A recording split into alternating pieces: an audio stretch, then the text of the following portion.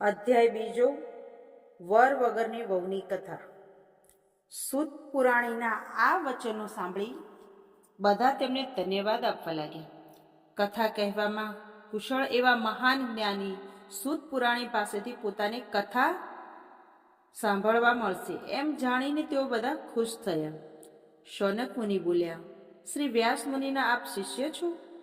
તેમની પાસેથી આપે સાંભળેલ કોઈ કથા અમને કહો, જેનાથી અમારું ચિત્ત પવિત્ર અને પ્રસન્ન બને. આથી સૂત પુરાણી બોલ્યા, હે મુનિ શ્રેષ્ઠો, તમે ઉત્તમ હોવા છતાં મને ભગવત કથા કહેવાનું કહો છો, તો મેં શ્રી વ્યાસજીના મુખેથી જે સાંભળ્યું છે તે મુજબ હું તમને કહું છું. તેમણે કથાનો આરંભ કરતા કહ્યું, બ્રહ્માજીના પુત્ર નારદજી એકવાર અલકનંદા ગંગાજીના કિનારે આવેલા બદ્રીનારાયણ આશ્રમમાં પધાર્યા અને નારાયણને નમસ્કાર કરીને કહેવા લાગ્યા, આપ સત્ય સ્વરૂપ અને કૃપાનિધિ છો. આ સત્યના પ્રતાપે આપ જગતનું પાલન પોષણ કરી રહ્યા છો. આપ સાક્ષાત નારાયણ હોવા છતાં તપશ્ચર્યા કરી મૃત્યુલોકના માનવીઓને બોધ આપો છો, પરંતુ હજુ તેમને બોધ લાગ્યો હોય એમ તેમ લાગતું નથી. હું મૃત્યુલોકથી આવું છું. ત્યાં મેં બધા માનવીઓને મોહ માયામાં ફસાયેલા અને અસત્ય બોલતા જોયા છે. તો આપ એવી કોઈ કથા કે વ્રત સંભળાવો જેથી મૃત્યુલોકના સર્વ માનવનું કલ્યાણ થાય. નારદજીના આવા વચન સાંભળી ભગવાન નારાયણ જગતને પવિત્ર કરે એવી કલ્યાણકારી કથા કહેવા લાગ્યા.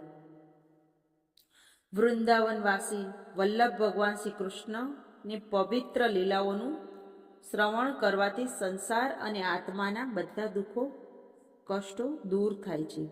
હું તેમને પુરુષોત્તમ ભગવાનની પવિત્ર કથા સંભળાવું છું, તે તું સાંભળ. આ પુરુષોત્તમ માસની કથા સાંભળવાથી દુઃખ, દારિદ્ર અને શારીરિક સંતાપો નષ્ટ થઈ જાય છે અને તે મોક્ષનો અધિકારી બને છે. આથી નારદે તેમને પૂછ્યું, હે પ્રભુ, આ પુરુષોત્તમ માસ કયો માસ છે? તેનું મહાત્મ શું છે? તેના અધિષ્ઠાતા દેવ કોણ છે? આ બધી બાબત વિસ્તારપૂર્વક મને કહો. સૂત પુરાણીએ આગળ કહ્યું, હે મુનિ શ્રેષ્ઠો, નારદજીનું આ નિવેદન સાંભળીને ભગવાન નારાયણે કહ્યું, હે નારદ, પુરુષોત્તમ એ એક મહિનાનું નામ છે. તેના અધિષ્ઠાતા પુરુષોત્તમ ભગવાન હોવાથી આ માસનું નામ શ્રી પુરુષોત્તમ માસ પડ્યું છે. આ માસમાં વ્રત, તપ અને દાન કરવાથી પુરુષોત્તમ ભગવાન સંતુષ્ટ થઈ અનંત ફળ આપે છે. નારદજીએ વધુ માહિતી મેળવવાના હેતુથી આગળ પૂછ્યું, કયા મહિનાને પુરુષોત્તમ માસ કહેવામાં આવે છે? આ માસમાં વ્રત, તપ અને ઉપવાસ કેવી રીતે કરવા? આ વ્રત કરનારને શું ફળ મળે? જગતમાં દુઃખોનો પાર નથી. હું તેમાંથી તેઓને શાંતિ અને દિલાસો મળે તેવો સરળ ઉપાય સૂચવવા વિનંતી કરું છું. સૂત પુરાણી આગળ બોલ્યા, હે મુનિ શ્રેષ્ઠો, નારદજીની આ વિનંતીથી સાંભળીને ભગવાન નારાયણે મૃત્યુલોકના માનવીઓ પર કૃપા કરીને પવિત્ર પુરુષોત્તમ માસના મહાત્મની કથા કહેવી શરૂ કરી. તે કથા જ તમારી સમક્ષ હું રજૂ કરીશ. શ્રી બૃહશારદીય પુરાણના આ પુરુષોત્તમ મહાત્મનો શ્રી નારદજીનો પ્રશ્ન નામનો બીજો અધ્યાય સંપૂર્ણ. હવે પુરુષોત્તમ માસની પાવન કથા વાંચીએ. વર વગરની વહુ. વર વગર વહુની કથા. એક ગામમાં બ્રાહ્મણ અને બ્રાહ્મણી રહેતા હતા. તેઓ પૈસે ટકે સુખી હતા, પ્રૌઢ ઉંમરે પહોંચ્યા હતા. બધી વાતનું તેઓને સુખ હતું, પણ એક વાતથી તેઓ દુઃખી રહેતા હતા. તે દુઃખ હતું નિસંતાનપણું. તેઓ પરણ્યા ત્યારથી સંતાન માટે વલખા મારી રહ્યા હતા, પણ ઈશ્વર તેમની સામે જોતો ન હતો. હવે ઉંમરે પહોંચ્યા પછી તેમણે સંતાનની આશા છોડી દીધી હતી. હવે તો તેઓ પ્રભુ પારાયણ ધાર્મિક કાર્યોમાં સમય ગાળતા હતા. એવામાં પવિત્ર પુરુષોત્તમ માસ આવ્યો. આથી બ્રાહ્મણ અને બ્રાહ્મણીએ પુરુષોત્તમ માસ નાહવાનો અને ધર્મ ધ્યાનમાં ગાળવાનો સંકલ્પ કર્યો. પુરુષોત્તમ માસ શરૂ થતાં તેઓએ વ્રત ચાલુ કર્યું. સવારે વહેલા ઉઠી બ્રાહ્મણ અને બ્રાહ્મણી બધા સાથે નદીએ નાહવા જતા. આખો દિવસ નામ જપ કરતા અને રાત્રે ભૂમિ ઉપર પથારી કરી સૂઈ જતા. બ્રાહ્મણ બ્રાહ્મણી પ્રૌઢ હતા, પણ ઘરમાં કામ કરનાર કોઈ નહીં, તેથી ઘરનું બધું જ કામ બ્રાહ્મણીને જ કરવું પડતું હતું. તેઓ થાકી જતા, ઉપરાંત ઘરકામમાં પુરુષોત્તમ ભગવાનની ભક્તિ કરવાનો સમય બહુ ઓછો મળતો, તેથી બ્રાહ્મણીનું દિલ દુભાતું હતું. એક દિવસ તેને વિચાર આવ્યો કે જો અમારી દીકરી હોત તો વહુ આવત, તે ઘરનું કામ કરતી અને પ્રભુનું ભજન કરતા. આ વિચાર તેને બ્રાહ્મણ સમક્ષ મૂક્યો. જુઓ, આ તો ધર્મ ધ્યાનનો મહિમા છે, અને મારો તો બધો વખત ઘરકામમાં જાય છે. ઘરમાં વહુ હોત તો કેવું સારું, એ રાંધે, ઘરકામ કરે અને આપણે નિરાંતે ભગવાનનું ભજન કરીએ. બ્રાહ્મણ આ વાત સાંભળી હસવા લાગ્યો. તે બોલ્યો, તું જાણે છે કે આપણે દીકરો નથી, પછી વહુ ક્યાંથી આવે? બ્રાહ્મણીએ કહ્યું, હા, હું જાણું છું કે આપણને દીકરો નથી. દીકરો હોત તો વહુ આવવાની જ છે ને, પણ દીકરો ન હોય તો વહુ આવે એવું કંઈક કરો. વગર દીકરે વહુ લાવો તો ખરા. બ્રાહ્મણીની આ વાત સાંભળી બ્રાહ્મણ મૂંઝવણમાં મુકાઈ ગયો. તેને કંઈ સૂઝતું નહોતું. આથી બ્રાહ્મણી બોલી, હું તમને એક માર્ગ દેખાડું. તમે બહાર ગામ ઉપડો અને કન્યા શોધી કાઢો. કન્યા મા બાપને પૂછે તો કહી દેવાનું કે દીકરો કાશી ભણવા ગયો છે, સાથે વેદ પાઠ લેતા જાઓ, અને કોઈ કન્યા આપવા તૈયાર હોય તો આ વેદ પાઠ સાથે તે કન્યાના ફેરા ફેરવી તમારી સાથે લેતા આવજો, અને કહેજો કે ચોથો ફેરો અમારો દીકરો કાશીએથી આવશે ત્યારે ફેરવી લઈશું. બ્રાહ્મણ બ્રાહ્મણીની વાત સાંભળી દગાઈ ગયો. તે પણ મનોમન વિચારવા લાગ્યો. બ્રાહ્મણી બોલી, જેવી ભગવાનની ઈચ્છા.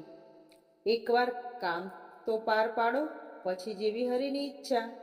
બ્રાહ્મણ તો બીજે દિવસે સવારના પોરમાં ખભે ખડીઓ ભરાવીને પુત્રવધૂની શોધમાં નીકળી પડ્યો.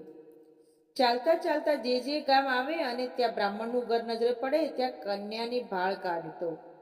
આમ ફરતા ફરતા એક ગામમાં એક ગોર મહારાજના ઘરમાં રૂપાળી કન્યા તેના જોવામાં આવી. એ કન્યાને જોઈને બ્રાહ્મણની આંખો ઠરી.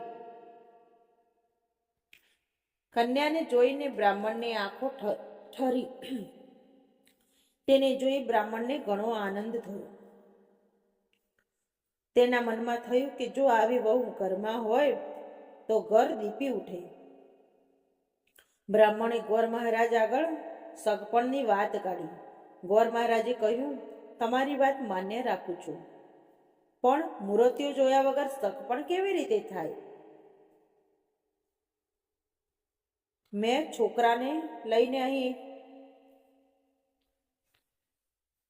તમારા છોકરાને લઈને અહીં આવો. અગર હું ત્યાં આવીને છોકરાને જોઈ લઉં, પછી સગપણ નક્કી કરીએ. બ્રાહ્મણ મૂંઝાયો, છતાં હિંમત એકઠી કરીને બોલ્યો, ભાઈ, વાત તો એમ છે કે મારો દીકરો કાશીએ ભણવા ગયો છે. તે ભણીને પાછો આવતા વાર લાગે તેમ છે. જો તમે કબૂલ થતા હોવ તો હું પોથી લાવ્યો છું.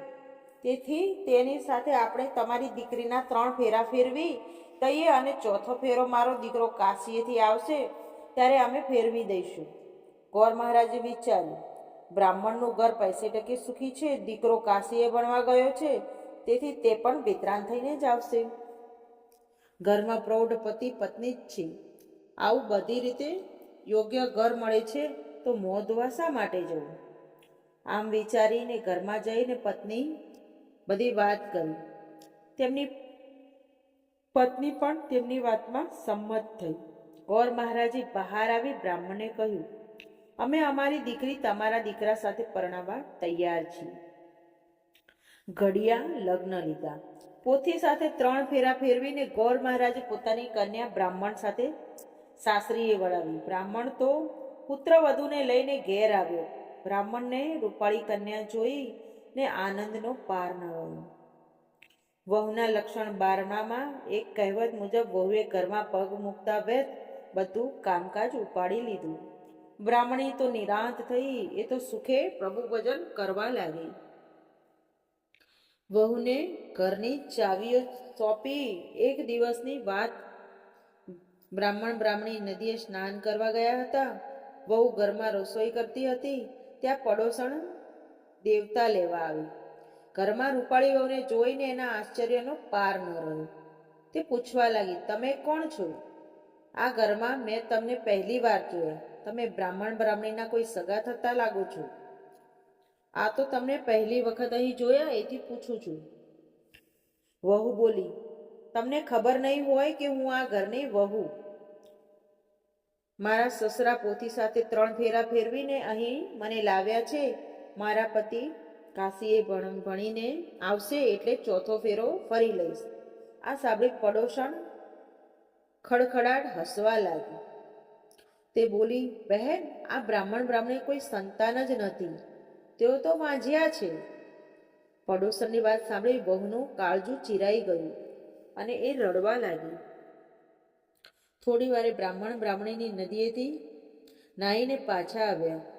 વહુને રડતી જોઈ બ્રાહ્મણી પૂછવા લાગી, દીકરી, તું શા માટે રડે છે? જવાબમાં વહુએ પડોસણે કહેલી વાત કરી. વહુની વાત સાંભળી બ્રાહ્મણી ચોંકી ગઈ. છતાં બ્રાહ્મણીએ હિંમત રાખી વહુને માથે હાથ મૂકી આશ્વાસન આપતા કહ્યું, વહુ, અમે પૈસાવાળા છીએ એટલે અદેખા લોકો અમારે માટે ગમે તેમ બોલે છે. તેઓ અમારું સુખ શાંતિ સાંખી શકતા નથી, તેથી અમારી નિંદા કરે છે. તું વિચાર કરને, કોઈ દીકરા વગર વહુ લાવે ખરા? મારા 7 ઓરડા અને 3 માળવાળી હવેલી છે. ભોગવનાર મારો જુવાન જોધ દીકરો છે. વળી તે એટલો બધો રૂપાળો અને તેજસ્વી છે કે તેને જોતા જ આંખો અંજાઈ જાય. તેને જોઈને તું કહી શકે, જેણે 5 આંગળીએ ભગવાનને પૂજ્યા હોય તેને આવો વર મળે. મારો દીકરો તો કાશીએ ભણવા ગયો છે, માટે એ ભણી ગણીને પાછો આવે ત્યાં સુધી તને એકલું ન લાગે એટલા માટે લે આ 7 ઓરડાની ચાવીઓ. દરેક ઓરડામાં ખાવા પીવા અને શણગારની વસ્તુઓ પડી છે. ખાઓ પીઓ અને પહેરો ઓઢો. પણ એક વાતની યાદ રાખજે કે 7મો ઓરડો ઉગાડશો નહીં. વહુએ હવેલીના 3 માળ જોયા હતા, પણ તેમાં 7 ઓરડા બંધ હતા. તેના દરવાજાને મોટા તાળા મારેલા હતા. આથી તે વિચાર કરતી કે આ 7 ઓરડામાં એવું તો શું હશે કે તેને બંધ જ રાખવામાં આવે છે, ક્યારેય ઉઘાડવામાં આવતા નથી. વહુ પાસે 7 ઓરડાની ચાવીઓ આવી એટલે તેના મનમાં ધરપત રહી નહીં. એક દિવસ બ્રાહ્મણી દેવ દર્શને ગયા. ત્યારે વહુએ પહેલો ઓરડો ઉઘાડ્યો તો એમાં મીઠાઈ પકવાન જોયા. બીજા ઓરડામાં હીરચીર જોયા. ત્રીજામાં 16 શણગારના સાધનો જોયા. આમ દરેક ઓરડામાં સમૃદ્ધિની છોડ ઉડતી જોઈ. પછી વહુને 7મા ઓરડો જોવાની એટલી જિજ્ઞાસા થઈ કે તેણે સાસુની આજ્ઞાનો ભંગ કરીને 7મો ઓરડો ઉઘાડ્યો. ઓરડામાં પગ મૂકતા જ એ થીજી ગઈ. ઓરડાની વચ્ચે એક દિવ્ય તેજવાળો યુવાન દીવાના અજવાળે પોથી વાંચી રહ્યો હતો. આખા ઓરડામાં સુવાસ પ્રસરેલી હતી. તો આ જોઈને સ્તબ્ધ થઈ યુવાનને જોવા લાગી. તે ઉંબરામાં જ ઊભી રહી ગઈ. તેની ઓરડામાં જવાની હિંમત ન ચાલી. બારણું ઉઘાડવાનો અવાજ સાંભળી યુવાને બારણા તરફ દૃષ્ટિ કરી અને બોલ્યો, તમે બારણું કેમ ઉગાડ્યું? બારણું બંધ કરી દો. મારા માતા પિતાનું પુરુષોત્તમ માસનું વ્રત તૂટશે. વેદનો પાઠ અધૂરો રહેશે. તમે પોથી સાથે 3 ફેરા ફર્યા એ હું જાણું છું. વ્રત પૂર્ણ થયા પછી 4થો ફેરો હું ભરીશ. વહુની આંખમાં હર્ષના આંસુ આવી ગયા. તેને તરત બારણું બંધ કર્યું. જ્યારે તેના સાસુ સસરા મંદિરેથી દર્શન કરીને પાછા ઘેર આવ્યા ત્યારે તે ઠાવકી થઈને અનાજ સાફ કરી રહી હતી. તેણે સાસુ સસરાને જમવા બેસાડી દીધા અને પોતે પણ જમી લીધું. પરંતુ પોતે આજ્ઞાનો ભંગ કરીને 7મો ઓરડો ઉગાડ્યો હતો તે વાત કોઈને ન કરી હવે તે સારી રીતે સાસુ સસરાની સેવા ચાકરી કરતી હતી અને દરરોજ પ્રેમથી તેઓને જમાડતી હતી. ન આમ ને ન આમ પુરુષોત્તમ માસ પૂર્ણ થયો. હવે વ્રતના ઉજવણા થવા માંડ્યા. બ્રાહ્મણ બ્રાહ્મણીએ પણ સારી રીતે વ્રતનું ઉજવણું કર્યું. વહુને થયું કે હવે મારા પતિ માટે સાસુ સસરાને પૂછું. તેણે સાસુ સસરા પાસે જઈને પૂછ્યું, પુરુષોત્તમ માસ પૂરો થયો, તેનું ઉજવણું પણ થઈ ગયું. તમારા દીકરાને બોલાવો, એટલે હું તેમની સાથે ચોથો ફેરો ફરી શકું. વહુની વાત સાંભળી સાસુ સસરા પરસેવે રેબઝેબ થઈ ગયા. દીકરો તો હતો નહીં, લાવવો ક્યાંથી? તેમની લાજ પુરુષોત્તમ ભગવાન સિવાય કોઈ રાખે તેમ ન હતું. મારા દીકરા સાથે ચોથો ફેરો ફેરવીશ. તેમણે વહુને કહ્યું, વહુ તમે ફિકર ન કરો, થોડા જ દિવસમાં મારા દીકરા સાથે ચોથો ફેરો ફેરવીશ. હવે બહાનું કઢાય તેમ નહોતું. આબરૂ જવાની ઘડી આવી પહોંચી હતી. તેઓ પુરુષોત્તમ ભગવાનને યાદ કરી સહાય કરવા મનમાં ગણગણી રહ્યા હતા. સાસુ સસરાએ મૂંઝાતા જોઈ વહુ બોલી, તમે આમ મૂંઝાઓ છો શા માટે? તમારા દીકરાને બોલાવું છું. બ્રાહ્મણ બ્રાહ્મણી ચકિત થઈ અને એકબીજા સામે તાકી રહ્યા. તેમને લઈને વહુ સાતમા ઓરડા આગળ આવી અને બારણું ઉગાડ્યું તો ઓરડામાંથી તેજસ્વી પુરુષોત્તમ ભગવાન બહાર આવ્યા. યુવાનનું તેજસ્વી રૂપ જોઈને બ્રાહ્મણ બ્રાહ્મણી સમજી ગયા કે આ યુવાન તેજ પુરુષોત્તમ ભગવાન છે. તેમના વ્રતના પ્રભાવે પ્રસન્ન થઈ આ લીલા તેમણે કરી છે. તેઓ સ્વયં તેમના પુત્ર તરીકે પ્રગટ થયા છે. ભક્તની લાજ રાખવા તેઓ સ્વયં પધાર્યા છે. બ્રાહ્મણ બ્રાહ્મણી તેમના પગમાં પડ્યા અને ગળે લગાવ્યા. વહુ પણ યુવાનને પગે પડી. તે જ દિવસે બ્રાહ્મણના ઘરે ચોરી રચાઈ. ચોરીમાં ગોર મહારાજે હસ્તમેળાપ કરાવેલી ચોથો ફેરો ફેરવ્યો.